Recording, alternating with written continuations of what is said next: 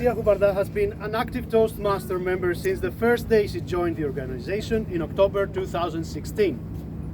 She's currently serving as president for the Thessaloniki Toastmasters Club. She has learned a lot through her journey, implementing the 4 core values of Toastmasters. Today, she will share how far effective coaching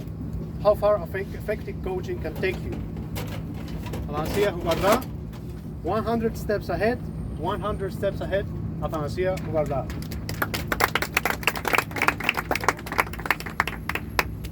Thank you, Mr. Chair. Fellow Toastmasters, welcome guests, and especially our district directors, 𝗍𝗍𝗍𝗍. Thank you all for being here. I want to speak today and share a bit some things about how to don't be stuck in the same position and maybe go 100 steps back in our life, but instead go 100 steps ahead. So 1 year ago, last year, I started working on my effective coaching path, and everyone knows what choosing a path means and all those projects that we see, how hard it can be to complete them. But what I really took away from this path was that effective coaching is something that we can apply every day in our life. So before we dive right in, I want to ask you a question. How many of you consider yourself to be a coach? And if you do, please raise your hands. 1, 2, 3, 4, 5, 6, 7, okay, 8, perfect. How many of you, and now pay attention to this question please, how many of you consider yourself to be your own coach? Excellent. So maybe you will relate with me today. So what does effective coaching mean? And you probably think, what is she going to talk about? Well, today I'm going to speak about our inner coach, which is nothing else than our inner voice, correct? Now, how many of you are listening to your inner voice constantly? I'm not the only one. Yay! I'm so excited. It follows us everywhere. Everywhere. Every step of the way. It's right here speaking to us. Yes. And most times, I don't want to listen to what it has to say. Thank you, Maria. You're agreeing. So, one question. Do you share with people what your inner voice is saying to you? No, this is private stuff. So we can say that our inner voice is our private voice, correct? What is the work that he does, this private voice? Is it working to break us down? Pointing out all the lack of skills that we have? Questioning our abilities? Come on, you can't do that, you fail, right? I see some nodding faces. Or is it working to help us grow?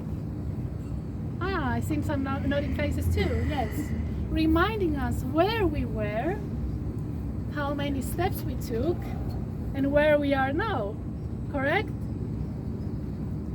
So if this private voice is working to break us down, then we will be stuck in the same position and maybe do some steps back. But if it helps us and empower us like a coach would, can you imagine where we can go? 100 steps ahead. So I want to share about the effective coaching path that I chose. When I saw the projects, high leadership project, come on, leading a team? No, reaching consensus? Come on, who am I to do all that stuff? But then I went back to my own dark moments that was 2 decades ago, and I remember what I did then. So 2 decades ago, I was involved in a horrific car accident that left me with extreme burns on my body and disfigured and in a wheelchair with movement limitations.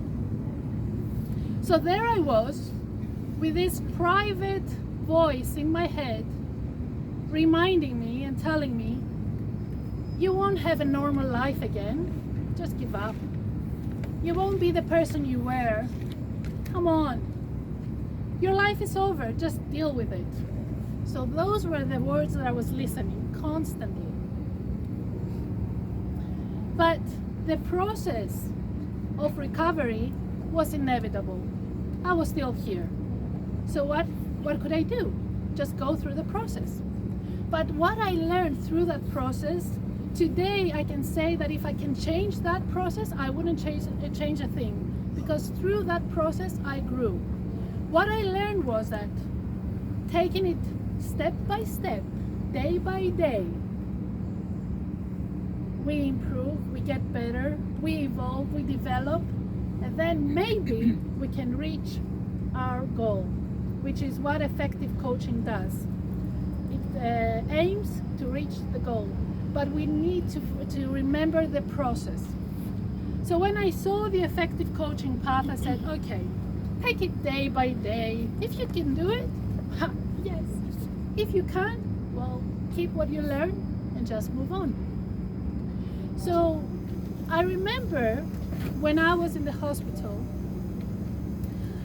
once I changed my mindset. And how did I do that? Taking it day by day, I started doing baby steps.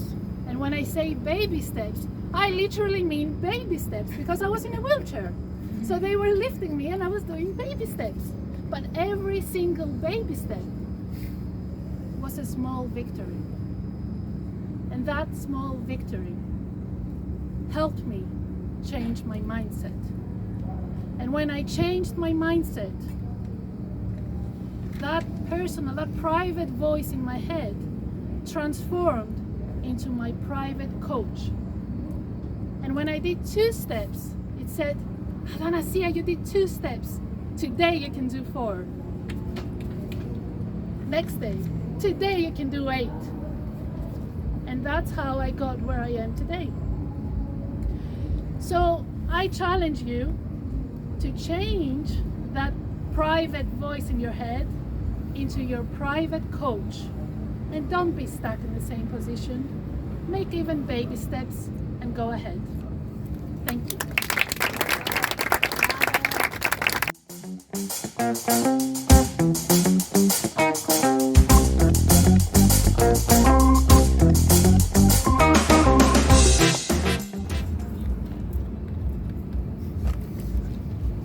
Nasya, Orestis. I will start by saying that I'm the favorite of the audience because I speak loudly. Can you hear me back there? Back there? Parthenon? Yeah, okay. Nasya. I know Nasya from Thessaloniki because we were both members of Thessaloniki Toastmasters Club. And I remember well the story of Nasya passing by the room that the meeting was taking place. And if I remember well, the first time that you came to the meeting, you saw the people and ran. Completely. 4, 5 years later, 6 years later, here she is, almost giving a TEDx level speech. So congratulations for that, Nasya.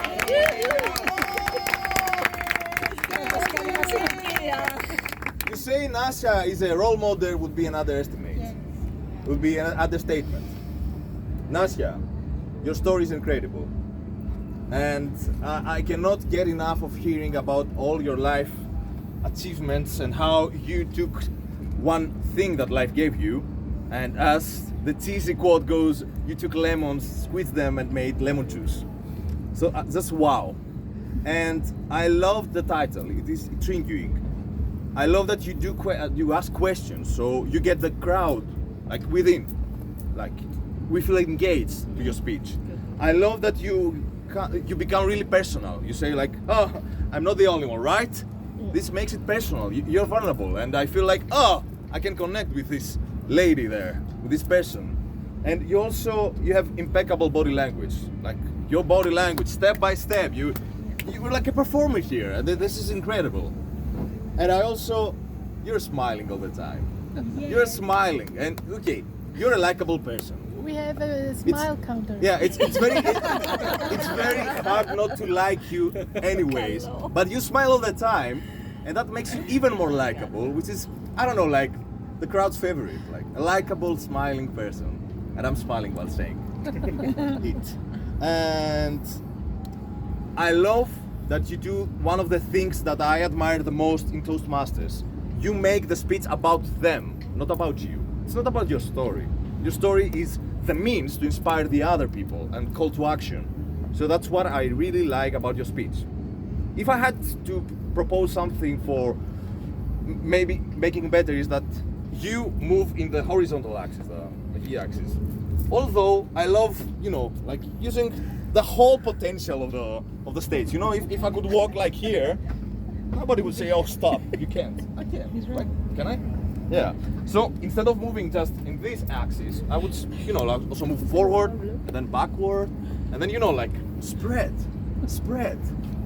Also, I would start by the accident because it makes a more compelling story. I would start by saying like something really dramatic about the accident. No, you're not overselling, it's the truth. So I would, grab their attention and then build up from there my message. Also the loudness, it's something you can work. I do like singing lessons, so I can say and I didn't push myself. It's something that you can practice, and because I want to see you in a TEDx one day, you have to do it. And finally, finally, I have to say, I'm really proud and happy to be your evaluator, and I will be there to your TEDx speech. There you go.